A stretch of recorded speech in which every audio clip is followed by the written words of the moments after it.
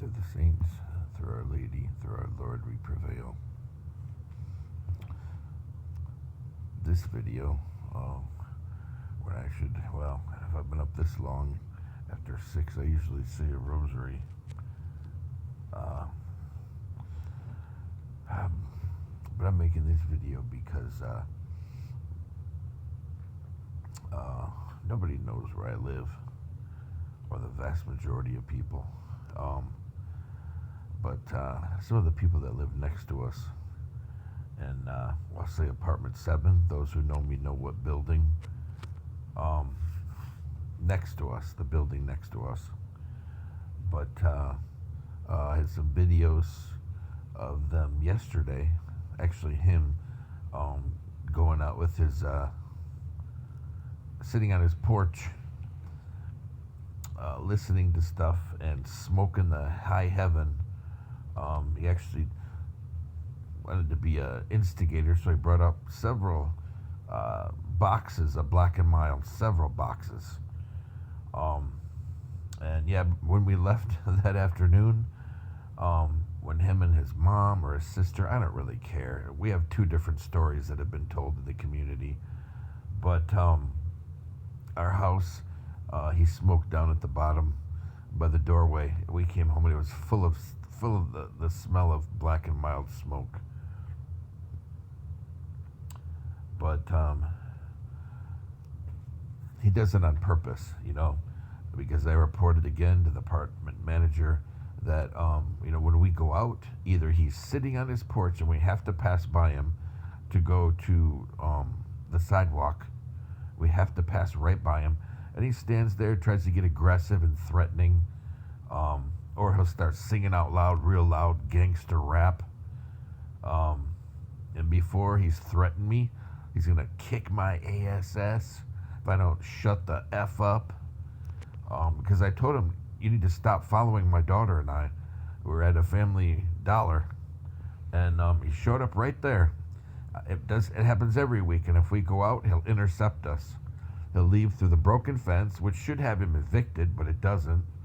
He'll leave through the broken hole in the fence, and he'll crisscross us as we go somewhere. Him and another troublemaker friend. Well, at least last time. Usually it's him alone. But, and supposedly, I don't know if it's true, but he may have tried to cause trouble for us in other places too. Like businesses, complexes, churches.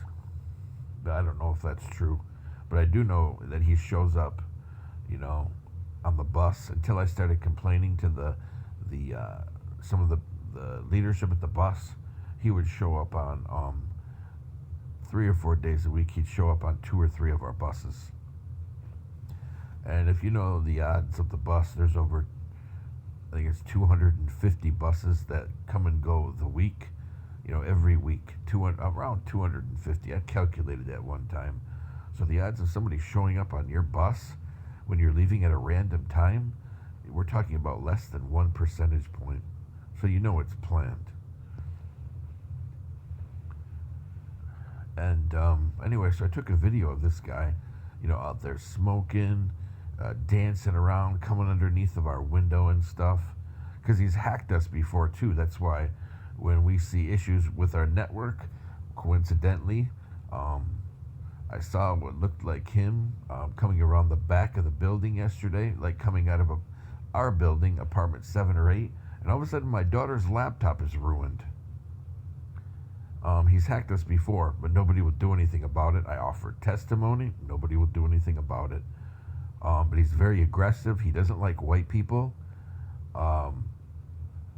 He's a troublemaker. And, if anything happens to us, knock on their door. Because whoever the lady is, his mom, his sister, I don't really care. She babies him. And she lets this behavior continue. He had an outburst at a Kroger's. This stuff continues. I was there when he had the outburst, yelling and screaming. I should have called the cops. But so I'm just making this video because he's deleting evidence that I'm gathering. That I'd love to call the apartment manager. She gave me her card, but when I did call, somebody sent me a very, all caps, yelling, very rude text, very unprofessional too. That was not her number. Don't ever call it again. It's on the business card. And I know when I talked to her, she was concerned to clean the place up. Start reporting criminal behavior, start reporting destructive behavior. Anyway, so your porch is your part of your appendage. Yet if you're doing things on your porch to endanger somebody else's health, that changes things.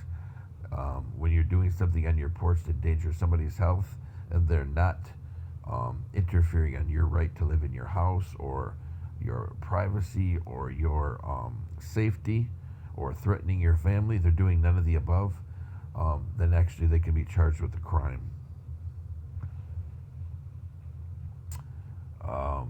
So that's that. People think they can do whatever they want on their porch. You can't. If nobody's endangering your safety or your health or threatening your family, you can't do things to cause harm to other people. Even if they're standing on the sidewalk, and they're bullying you and saying this or that like they do to us, you can't do a thing. The law is very clear, including the law of retreat. But, if somebody tries physical violence to you, you have to attempt to retreat into your home.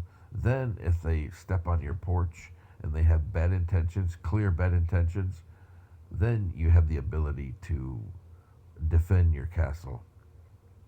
But even so, you better be careful where they fall, because the court can be unpredictable with that type of thing. Oh, you said they jumped on your porch and they were pounding on your door. Why, when you tried to repel them, did they fall 6 feet across your lawn? Yeah, we're gonna have to look at this in court. We're not gonna dismiss this. So anyway, I'm just putting this video out there because this is not the first time that this person or people evidently that are friends with them have deleted evidence of things they've done from my phones. Like I said, they're also the ones who hacked our Bluetooth speaker. Them, along with the friends that used to live under us, are also the one that hacked our T-Mobile hotspot. I had to block all their devices. They actually hacked into our T-Mobile hotspot. Whatever device they hacked in was apparently a Wi-Fi router. That way they could bridge our connection and use our Wi-Fi. I'm sure not for anything good. So this is the video just about this. The building next to me, apartment 7. Very aggressive lately. Very